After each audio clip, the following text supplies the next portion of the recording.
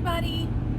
Welcome back to my channel. Thanks so much for joining back in. I am in the truck, horse behind me. We are headed to our third pro rodeo together. If you watched my last video, you know that I kind of changed things up and I've really changed all of my focus for pro rodeo dreams to this one horse that I have with me today. This will be our third time out. I will be honest, the first time I almost fell off, and the second time I almost fell off again. That's kind of part of seasoning a young horse who's new to pro rodeo. The lights, the noise, all the fans in the crowd, like that's a very different environment than going to a jackpot or going to a barrel racing show. So it takes a lot for them to get used to that. And additionally, we're going faster than we've ever really gone before. So last year, we were hovering in that 4D, creeping up to that 3D range. And now she's at that 3D range, kind of creeping up to the 2D range. So she's gotten faster, which means I have to ride better, and I am still like learning to get to that level with her. So our runs have not really been that pretty because I'm still trying to level up, so to speak. And I think that it's important for us to keep it in perspective when we are working to be better at something. There are going to be moments where it feels like we backslide, because as you're getting better, you're reaching new levels. So if you were at this level and you were starting to feel really confident and really good and like you had it down pat, all of a sudden now you're ready to advance to this level. And when you do that, it's a whole new world and you're kind of back to ground zero, and your confidence is going to get shaken. You're going to feel like you're not doing the best that you can do. You're going to get frustrated. You're going to be discouraged. But try to keep it in perspective, because that's how you level up ultimately to the top level. You have to get expert level at this level, and then you bump up. But when you bump up, you're going to very much feel like a beginner again. You're going to very much feel discouraged, and your confidence is probably going to get shaken a little bit.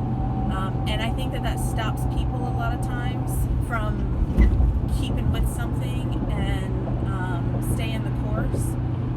But don't let it. Just remember that that's part of any process to get better or get to that higher level of achievement.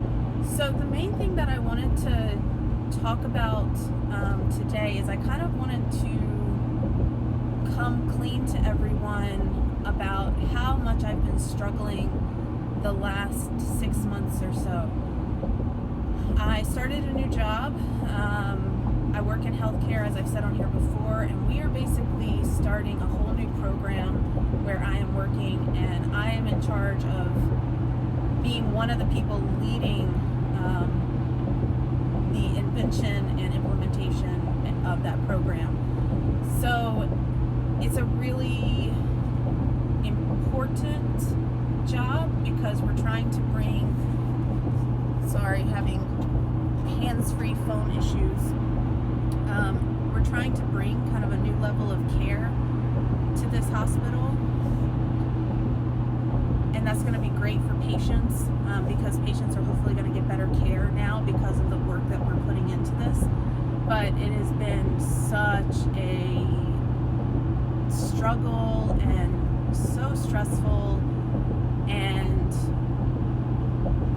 really just emotionally, physically taxing, and it's taking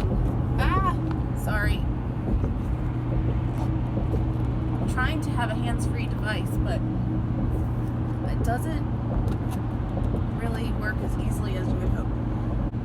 Alright, let's see if that's better. So anyway, it's been really taxing, and it's been a real struggle, and it's taken a lot of my time and my energy. And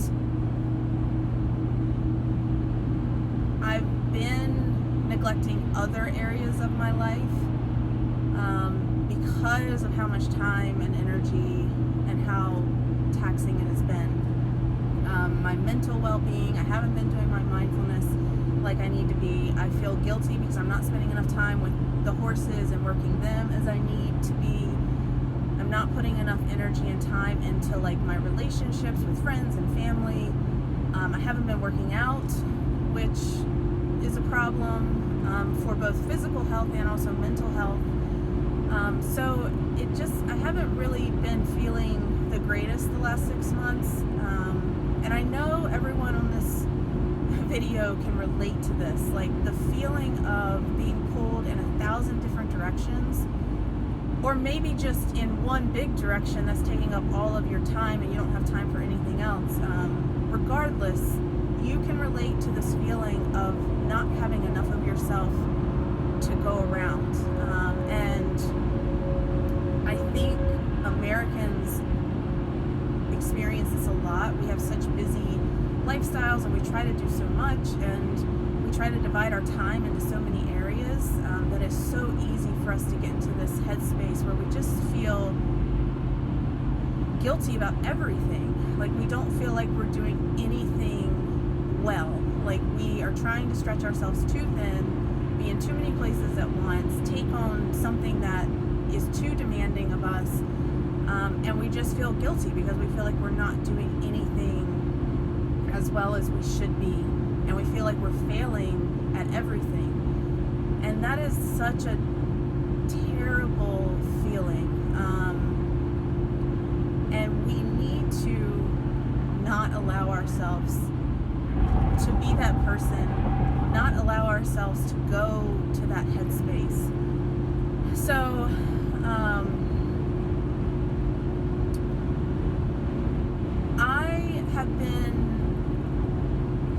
this is something I'm really going to start working on over the next couple of weeks. I'm really going to try to remember that that's not a healthy place to be.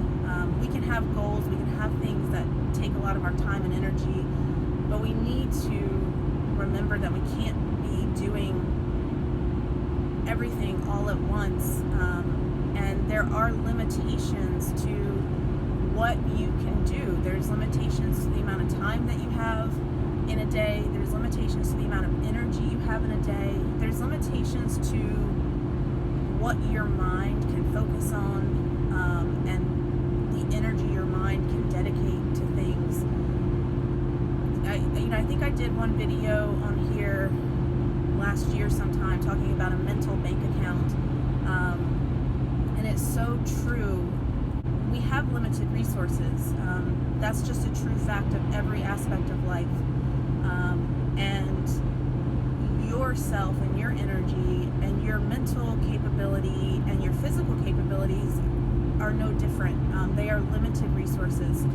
There's a limited amount of time you can give away to other people or other things. There's a limited amount of coping mechanisms that your brain can withstand in a given time frame. There's a limited amount of energy you can put into things before you start to feel drained, before your bank account runs dry.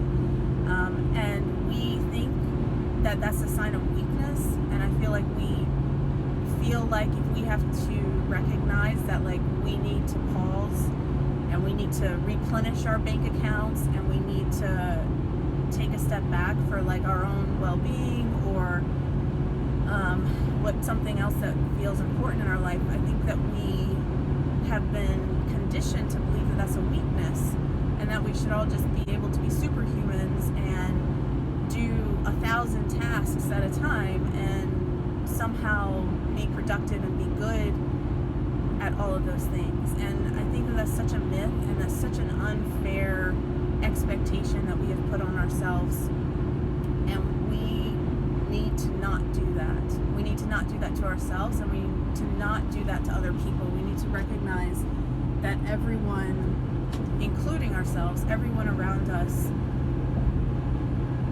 have limited resources, limited time and energy and mental focus that they can dedicate to something. I've been reading this book that I highly recommend. I haven't finished it yet, full disclosure, but what I have read so far is really good, and I highly recommend it so far.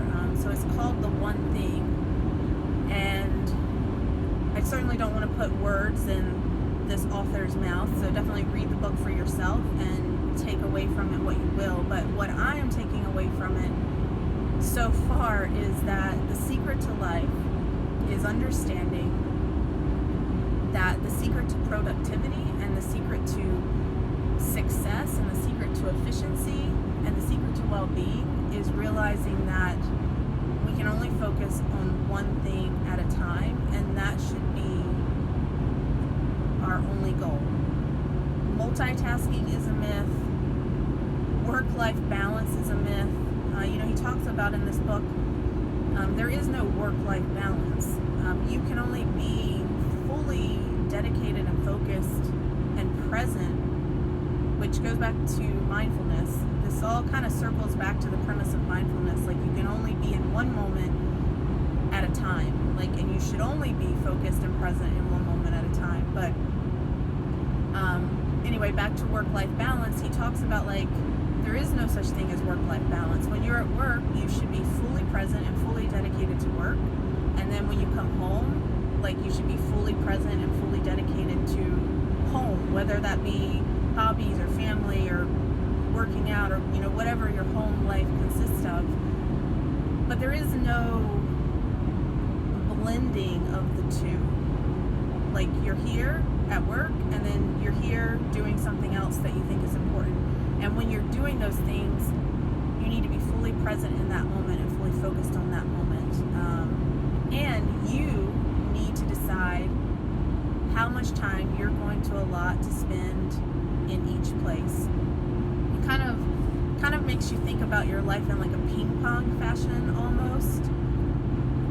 Let's say you divide your life into friends and family, hobbies or personal goals, like maybe fitness, or for me, for example, the horses, that sort of thing. Then maybe you have work over here. Maybe travel is another thing that's really important to you, so maybe that's a little bucket.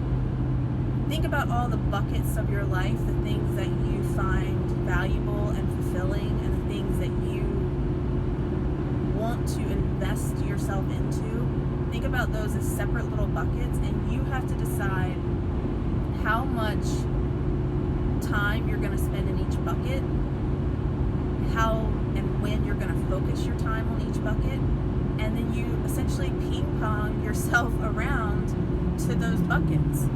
And the time and energy you spend in one bucket might shift over the years. For me, for example, I'm trying really hard to get this hospital program up and running. So for me right now, I think I'm putting a lot more time and energy into my work bucket than I would like to indefinitely. I'm willing to put this much time and energy and this much of myself into that work bucket right now for a temporary period while we're building this thing. But I don't expect to be doing that this time next year. I want to, at some point, we're going to reach a point where it's going to be time to reevaluate the balance of my buckets and be okay, the work bucket has gotten enough of me. Now it's time to peel that back a little bit and start putting myself in my other buckets more often. I hope that makes a little bit of sense. I highly recommend that book. I know so many people out there feel this. You feel like you're pulled in 1,000 different directions, and you just feel like you're failing at everything, or you just feel guilty that you're not doing better at more things. And that's just such a bad feeling. That's not the way we're meant to live life. We need to be better at living life fully and presently in the moment. We shouldn't be home with our family thinking, oh man, I should really be doing more work right now. We shouldn't be at work feeling guilty and being man, I should really be home with my family right now. I shouldn't be riding my horses trying to get them ready for an upcoming rodeo and be feeling guilty that I'm not spending that time at work, or that I'm not spending that time with family. I shouldn't be going to the gym to work out and feel guilty that I'm not like instead working my horses.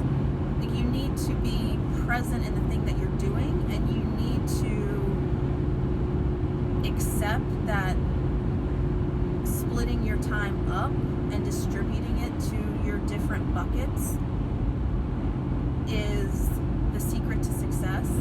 And remembering that when you're focused on one bucket, like, be completely there and be completely in that moment, focused on that one thing, to make that bucket better.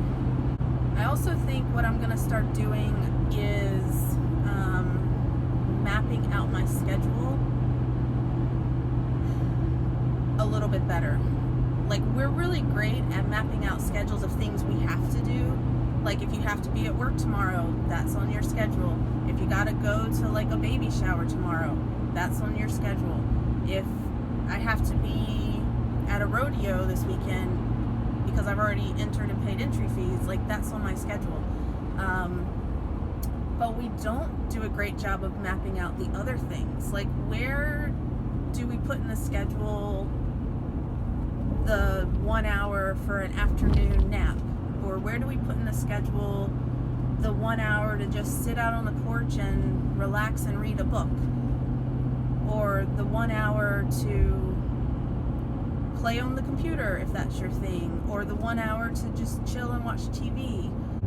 Or the 1 hour to spend on mental and physical well-being, whether it be meditation or working out or going to a spa and getting a massage. I think that we feel guilty when we put that stuff in our schedule because it feels like it shouldn't be a priority, but I would argue, and I would challenge you to argue, that it is the biggest priority. You're never going to be as good of a worker or as good of a family member or as good of a friend if you don't focus and prioritize your own mental and physical well-being. If you focus on keeping yourself the healthiest as possible, if you focus on keeping yourself in mentally the best spot possible, you will do tenfold in the other areas of your life. So I'm going to start trying to be better about that. I'm going to, in addition to work meetings and things of that nature on my schedule, I'm going to start to try to block off time to be like, okay, this is your time to work out. This is your time to work the horses. This is your time to get back into the habit of doing mindfulness meditation, which I've been really slack about, and I can totally tell because I'm more anxious and more wound up than I have been in a long time. This is your time to sleep. Like, factor that in. Like, maybe you want some afternoon naps. Maybe you want a couple days to just sleep in and catch up on some rest. And I'm gonna try to also factor in like time to just relax. Like, this is your time to sit around and do nothing and not feel guilty about it. Because if you sit around and relax and your wheels are turning the whole time about all the things that you should be doing, then you're not really relaxing, you're not really recharging your batteries, you're not really giving yourself that mental decompression and physical decompression that you need. So the most important part of relaxing is actually being able to relax during that period and not feel guilty and not be spinning your wheels about all the things that you think you should be doing during that time. There's nothing selfish about taking some time for yourself to make sure that you are living the healthiest way possible, both mentally and physically and emotionally. So I hope that I don't know, makes a little bit of sense. If nothing else, makes people out there feel like they're not alone. Like, this is something that everybody struggles with, and it's something that we do to ourselves, unfortunately, and we need to stop. Like, we need to be in charge of setting our own boundaries in life, and we need to be in charge of realizing that it's healthy to set those boundaries. And again, like, you might not be perfectly balanced. Like, one bucket might get a lot more of you right now than another bucket. And that's okay if you have decided that that's okay. If you have decided that you're really just gonna throw all of yourself into this one thing right now because that's what it's gonna take to get you where you want to be, like, that's okay, as long as it's what you have decided that you want to do. Always be reevaluating how you're dividing up your life, how you're dividing up your buckets, where you're spending how much of your energy and your time and your effort, and are you still willing to do that? And if you're not willing to do that, or if it's not making you happy, or if you don't think it's going to be worth something rewarding enough at the end, then be empowered to change it up. Like, sit down on a piece of paper, make the things on a list, write them down, the things that are important to you, and then decide how much of your energy, your time, your effort, your resources you're going to spend on each of those things, and then stick to it just like you would stick to any other schedule. And check out that book, because I think that a lot of people might benefit from reading that. Wish us luck. It looks kind of cloudy out, so hopefully it doesn't rain on us. This will be, as I said a minute ago, I think our third rodeo. The goal is just to have a good run, not fall off, get her a little more seasoned to the rodeo atmosphere. And that's the one thing that I'm focused on tonight. And remember that too, it's the same thing when you're working towards a goal or a new endeavor. Don't go crazy focused on the 10,000 million things that you need to make better to get to the next level. Focus on one thing at a time.